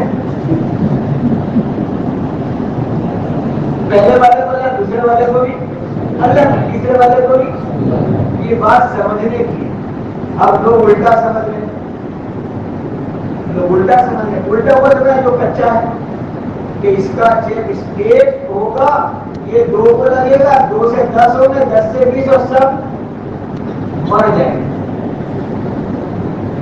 پچھلے سال ایسے بہت سارے سرکاری آدمیوں نے دریا پور کے بیچ میں آ کر کے ان کو بلایا، ایسوں سے بلا کر کے بتایا کہ دیکھو تم یہ ماحول دیکھو، جبکہ ہندوستان پورا بند کر دیا گیا ہے، پورا ہندوستان بند۔ وہاں دریا پور میں شام بڑے میلہ لگ جاتا ہے، میلہ سمجھتے میلے میں کتنی بھیڑ ہوتی ہے؟ ایسا میلہ لگتا ہے، کھانے پینے کی گاڑی ہے کہ گاڑی پر 25-30 آدمی جھمگٹا لگا ہوا، جو سرکاری آدمی کو اسپیشل بلا کر کے دیکھو یہ ماحول ہے، نہ ان کے چہرے چھپے ہوئے، نہ یہ دور دور ہیں، سب مل مل کے کھڑے ہیں۔ آپ کے کہنے کے مطابق اگر یہ بیماری متعدی ہوتی، چیپ سے پھیلتی، تو ہم سب تو ایسے مرتے ہمارا جنازہ اٹھانے والا کوئی نہ ہوتا۔ سمجھے بات؟ یہ تو جس کو اللہ نے بیمار کرنا چاہا وہ بیمار ہوا، جس کو اللہ نے موت دینا چاہیے وہ، جس کو اللہ نے موت دینا چاہیے وہ مرے، جس کو اللہ بیمار کرنا، یہ کسی کے چیپ سے نہیں ہوا، یہ تو وہ لوگ کہہ رہے ہیں جن کا ایمان کا اچھا ہے، مطلب نبی کی بات پکی بات، اللہ کے بات سمجھ میں آئے۔ یہاں تک کہ سرکار دو عالم صلی اللہ علیہ وسلم فرماتے ہیں کسی شخص سے کسی شخص کو اور کسی چیز سے کسی شخص کو بیماری نہیں لگے گی، بیماری تو آسمان سے آئے گی، اسی لیے سرکار نے فرمایا کہ کہیں بیماری پھیلی ہو وہاں سے کوئی آدمی باہر نہ جائے، اور جہاں بیماری پھیلی ہو باہر سے کوئی آدمی اندر نہ جائے. یہ بات ہے نا. تو اس کی تشریح سمجھائی بڑے اللہ والے نے، کیوں سمجھایا؟ اس لیے ایسا کہا کہ نبی نے یہاں بیماری پھیلی ہے، یہ کوئی آدمی باہر جائے گا اور کسی کو اللہ بیمار کریں گے، وہ کچا ہوگا تو کیا بولے گا؟ اس کی وجہ سے ہوگا. مخلوق کا ڈر آئے گا، خالق سے نہیں ڈرے گا. اس لیے منع کیا. اس لیے بھائیوں ہم سب نیت کریں، ہم اپنے دل کو دیندار بنائیں گے انشاءاللہ. اور دل کی دینداری کیا ہے؟ کسی سے کچھ نہیں ہوتا. سارے کام کون بناتا ہے اور کون بگاڑتا ہے؟ اللہ وہ ہے. اللہ وہ ہے. اللہ وہ ہے جو پورے خاندان کو خوشیاں دے دے اور ہنستے ہوئے خاندان کی ہنسی چھین کے روتا کر دے. اللہ وہ ہے. ہماچل میں جماعت میں چل رہے تھے، مسجد کے پڑوس میں سے دعوت آئی کہ کل ہمارے یہاں شادی ہے اور آپ جماعت کو بھی کھانے کی دعوت ہے. صبح بارات جائے گی، شام کو 2 بھائی اپنی بیویوں کو لے کر آئیں گے، شام کے کھانے کی دعوت ہے. صبح 3 کاریں اور 2 بسیں بھر کے بارات گئی اور شام کو واپس آئے. تو بارات خوشیوں والی جو صبح گئی تھی، شام کو پورے باراتی ماتم بن کے آئے، کیونکہ اس میں سے ایک دولہا اور اس کی دلہن ایکسیڈنٹ میں رستے میں ہی مر گئے.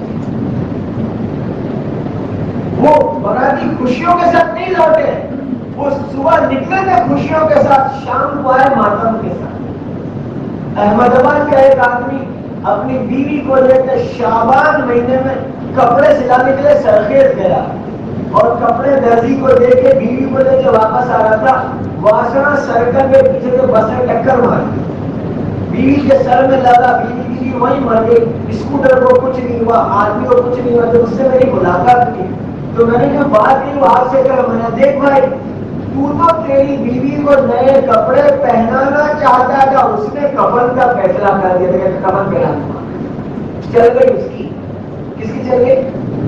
ہم چاہتے نئے کپڑے پہنیں گے، اس نے کفن کا فیصلہ کیا. ہم چاہتے نئی گاڑی میں بیٹھیں گے، اس نے جنازے کا فیصلہ کیا تو جنازے میں چلے گا، نئی گاڑی پہ نہیں چلے گا. وہ دولہا دلہن گئے تھے گاڑی لے کر کے بارات، وہ شام کو جنازے کے ساتھ لوٹے. وہ بارات بن کے نہیں آئے، وہ میت لے کر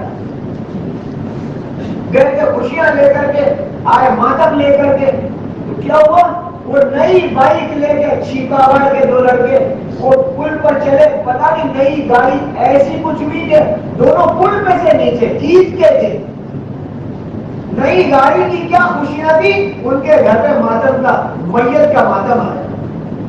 اللہ وہ ہے، وہ جو چاہے جب چاہے جہاں چاہے وہ کر سکتا ہے، اس کے کرنے میں کسی کا کوئی دخل نہیں. ایک مسلمان کو باعتبار مسلمان ہونے کے میں پڑھ رہا ہوں، میں بڑھ رہا ہوں، میں یہ بنوں گا، میں یہ بنوں گا. اللہ بہت بہت مبارک کرے گا. اللہ سے ڈر، مرضی میں مت چل، گناہوں میں مت رہ، نماز کا پابند بن جا، سنتوں کا پابند بن جا، حرام سے بچنے والا بن جا، صحیح پہ چلنے والا بن جا، مسلمانوں کی ہمدردی والا بن جا، انسانوں کی بھلائی کا چاہنے والا بن جا. ظالم مت بن، ظالم نہیں بن. ہمارے یہاں تو انصاف سکھایا گیا. انصاف کیسا انصاف؟ رسول کریم صلی اللہ علیہ وسلم ایک بستی میں کھڑے ہیں اور دور سے ایک عورت نے ایک ایسا، ان کے زمانے میں جو گھوڑے کو کھلانے کا برتن ہوتا تھا، سپڑی اپنے میں ہوتی، سپڑا جو ایسے چھانٹ کے جاؤ یا چاول، ویسے سپڑا دکھایا. دور سے گھوڑا بھاگتے بھاگتے آ گیا. ان کا گھوڑا تھا، اس کو بھاگتے بھاگتے آ گیا. پیارے آقا نے پوچھا کہ تم نے گھوڑے کو بلایا، اس میں دانے ہیں کہ نہیں ہے، کہ تم نے گھوڑے کو دھوکہ دیا. ہمارے یہاں تو جانور کو بھی دھوکہ دینے کی اجازت، دھوکہ دینے کی اجازت. اور گھروں کا کیا حال ہے؟ چھوٹے بچے کو کہیں بلا لو نا کسی کام کے لیے، ابھی ادھر کچھ دو، کیا بول کے بلاتے ادھر آ، تو وہ لینے آیا، یہ 10 روپے کا دودھ لیا. ایسی بلاتے ہیں وہ دم کر کے بلاتے تو وہ آیا اکیلا اکیلے 10 بجے یا دودھ آؤ دھوکہ دیا اپنے بچے اس کو نہیں معلوم کہ مجھے دھوکہ دیا وہ دودھ لے کر آتا ہے لیکن ہم نے بلایا تھا وہ دھوکہ تھا کچھ دو کر دے دو اس کو کچھ دو اس کو دھوکہ بازی کوئی آؤ کام سے جانا ہے آواز دے کے کہ کچھ دو کیوں بولتے آپ سمجھ رہے بات ہمارے یہاں تو انصاف بہت آگے ہے حضرت عمر رضی اللہ تعالیٰ مکہ المکرمہ آئے مدینہ سے حج کے لیے حج سے فراغت بھی قیام کا کمرہ تھا اور لکڑی کی کھوٹی تھی اپنا کرتا اتار کے وہ لٹکایا تو وہ ایک کبوتری بیٹھی تھی وہ کھوٹی پہ چڑھ کے دوسری کھوٹی پہ جا کے بیٹھی اس کے اندر سانپ نکال کے اس کو کھا گیا اندر سانپ تھا دوسری کھوٹی پر حضرت عمر نے دیکھا کہ یہاں سے اڑ گئی یہاں پہ اڑ گئی ایسا ہوا تو دل پر ایک بوجھ پڑ گیا کہ کیا ہو گیا میں نے کرتا لٹکایا تھا یہ اڑ گئی یہاں پہ ہوا سانپ نے اس کا شکار کر لیا شام کو سب لوگ جمع ہو گئے کوئی میرے سے کچھ غلطی ہوئی تم بتاؤ ہر ایک کہتے آپ کی کوئی غلطی نہیں ہے جب حضرت علی کا نمبر آیا رضی اللہ عنہ کیا کہہ رہے ہیں امیر المومنین آپ نے وہاں کرتا لٹکایا تو یہ انسان تو آپ کی پرجا ہے یہ بھی آپ کی پرجا نہیں ہے اس کی جو تکلیف ہوئی آپ کو ایک خون بہا کی قیمت دینی پڑے گی دیت تو حضرت علی کو گلے لگا کہنے لگے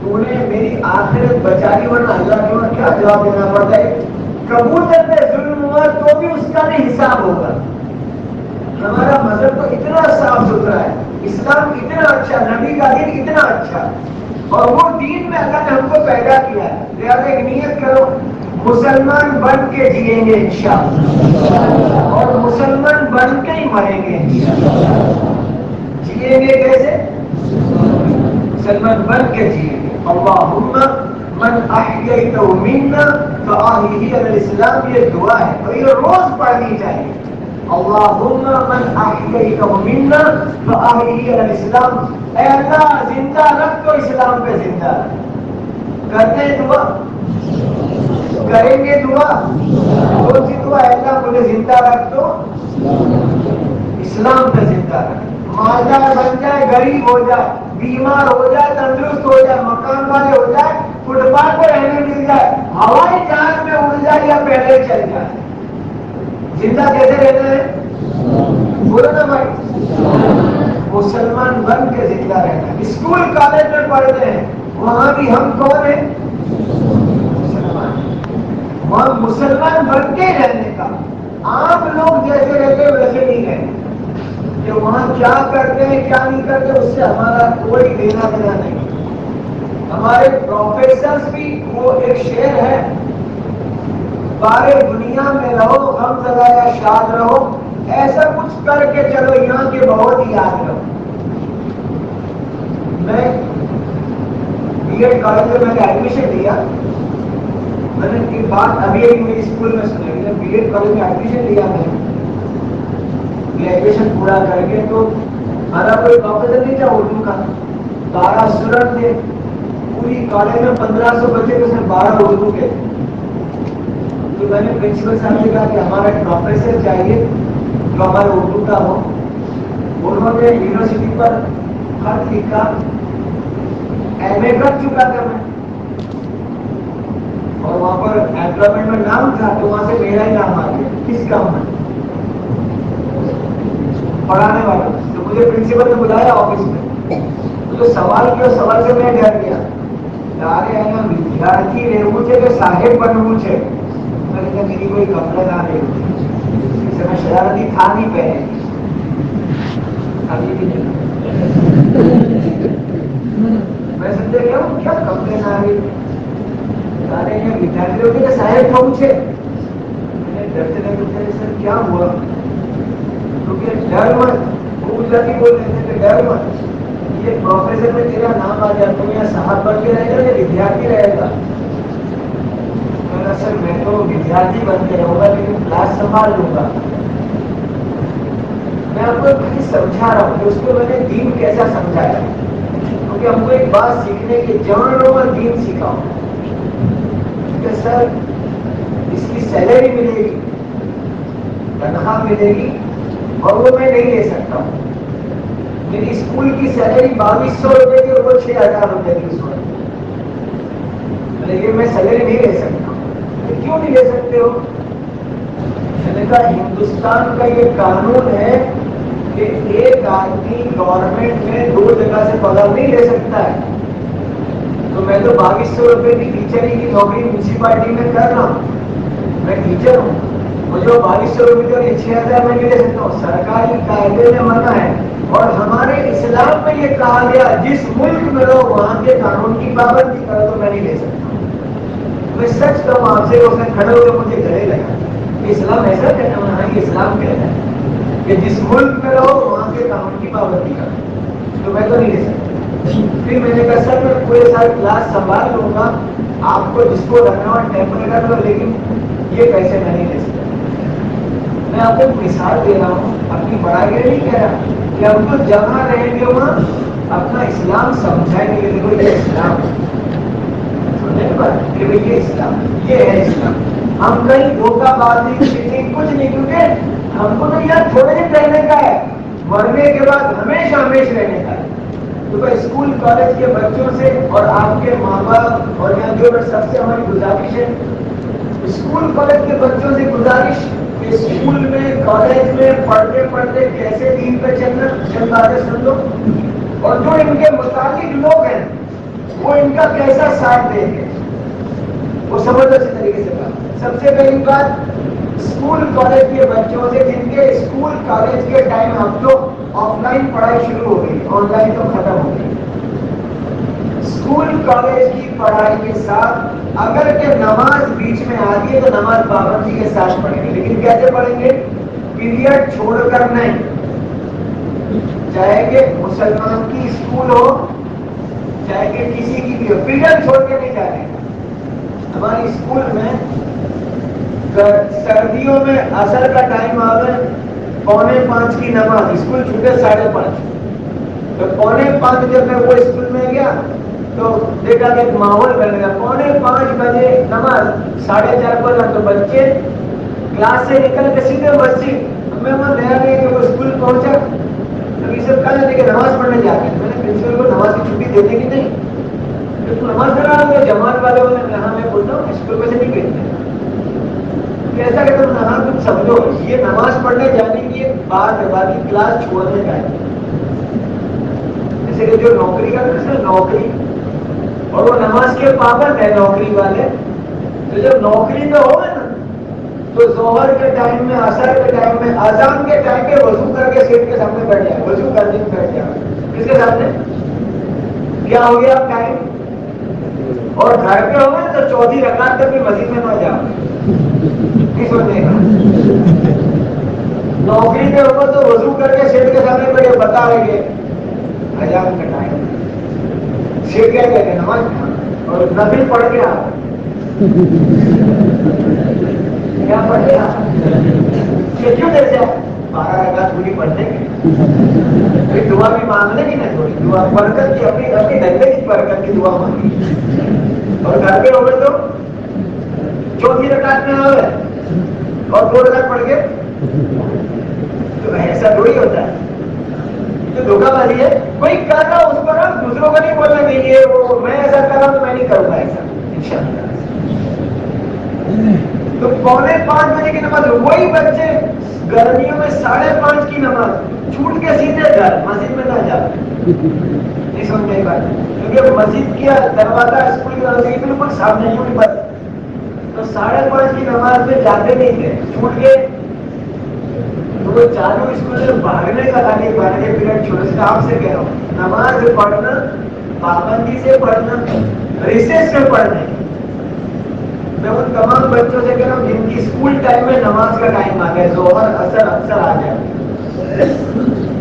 جو ہمارے ہاسٹلس ہیں جہاں پر باہر کے بچے رہتے ہیں، ہمارے بچے پڑھتے ہیں، تو وہاں جو مسلمان بچے پڑھتے ہیں ان کو بھی ملاقات کر کے اسکول میں ملتے ہیں. وہ بچے بڑی کلاس کے بچے ہاسٹل میں پڑھتے ہیں 10ویں 11ویں اور اس کے آگے، ان سے ملاقات کر کے ان کو نماز کی دعوت دیں کہ وہ ہاسٹل میں رہ کر کے بھی قریب کی مسجد میں یہ نماز پڑھے اور وہ ہاسٹل کے بچوں کو ایسے میں سمجھاوے کہ اپنے اپنے کمرے میں تعلیم کریں. پورے ہاسٹل کے بچوں کو تعلیم میں جوڑنے کا نہیں، اپنے اپنے کمرے میں تعلیم.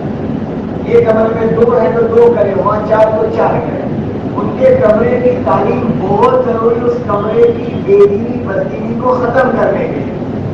وہ تعلیم کا نور سارے اندھیرے کو ختم کرے. تو پہلی بات نماز پڑھنی ہے پڑھائی کے ساتھ. دوسری بات پڑھائی کے ساتھ ساتھ تلاوت اور تسبیح جتنی اللہ تعالیٰ کرا دے. ورنہ شہر میں ایسے کتنے لوگ یہاں بھی ہوں گے پڑھائی کے ساتھ ساتھ حافظ بنتے ہیں، پڑھائی کے ساتھ ساتھ مدرسے کا اہتمام کرتے ہیں. اور باہر کے ملکوں میں تو ڈاکٹر بھی ہے، عالم بھی ہے، انجینئر بھی ہے، عالم بھی ہے. ایسا ہے ہمارے احمد میں ڈاکٹر خرادی صاحب ہیں، وہ ڈاکٹر صاحب ہیں اور عالم ہیں. بہت سارے ڈاکٹر ہیں وہ حافظ ہیں، انجینئر اور حافظ ہیں، ایسے بہت سارے ہیں.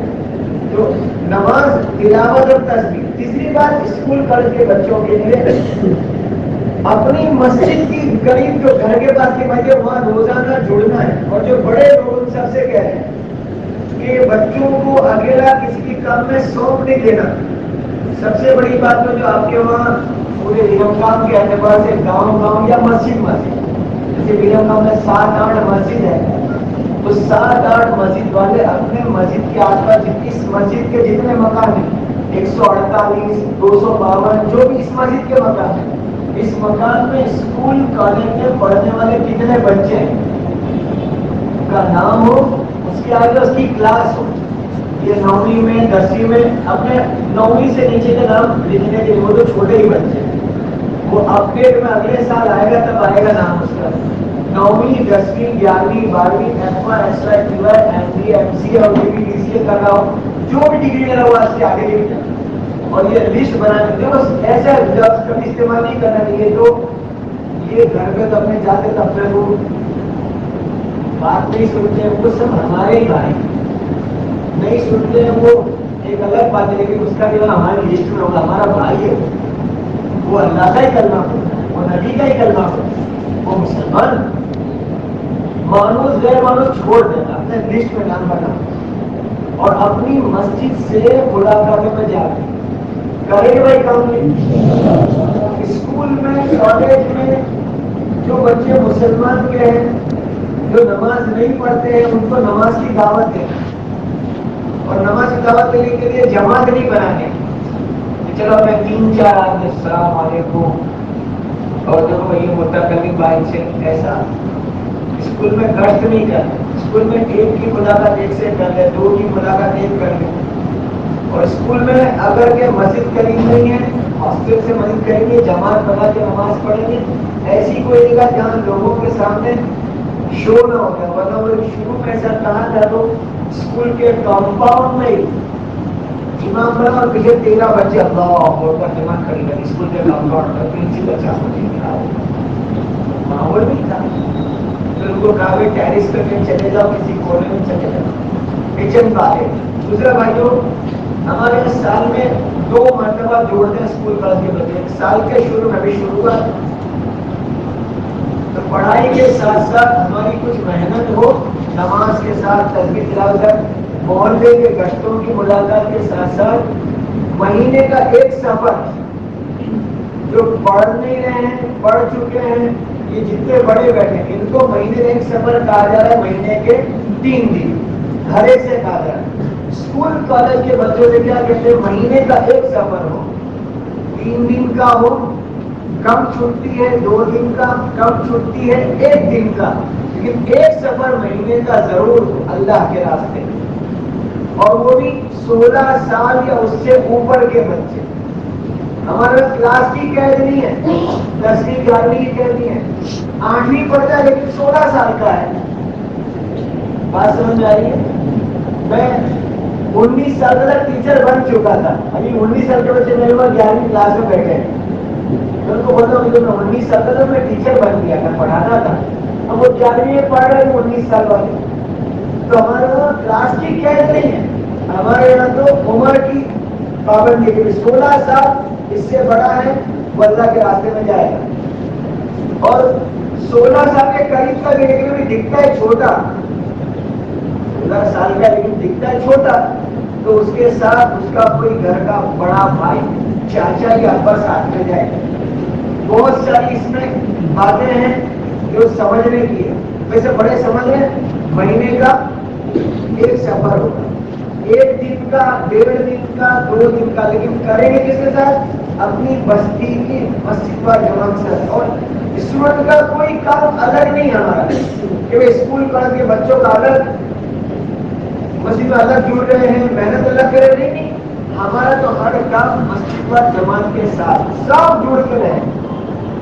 اور اسٹوڈنٹ کوئی طبقہ نہیں ہمارے، یہ وقتی ایک پڑھائی کا موقع ہے، ورنہ یہ تو عوام الناس میں شامل ہے۔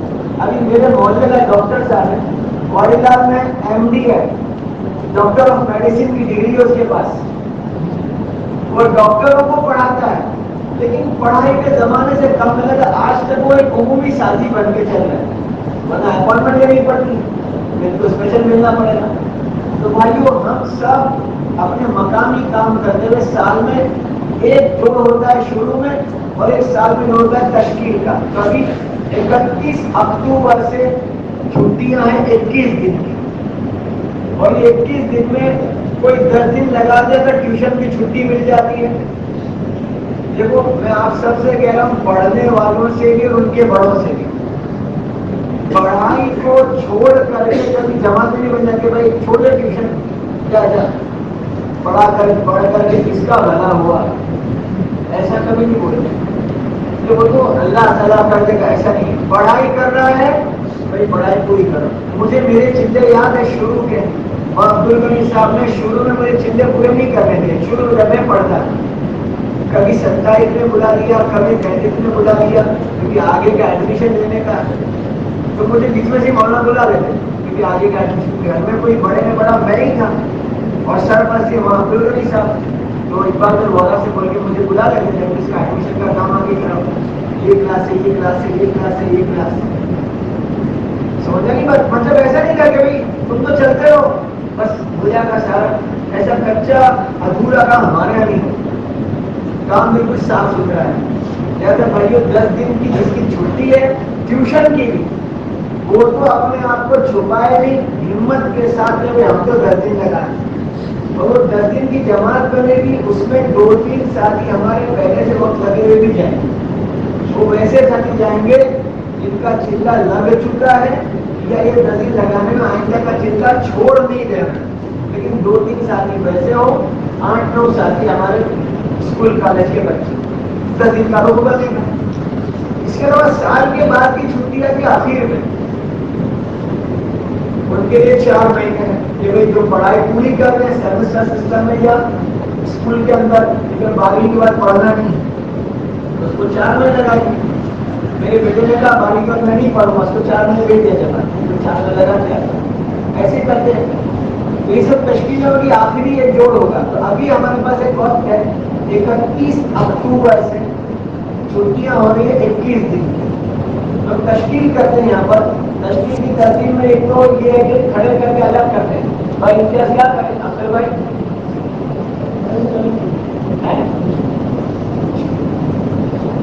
اس میں 16 سال سے اس سے بڑے جو اس 31 اکتوبر سے 10 دن جانے کے لیے کھڑے ہوتا تھا،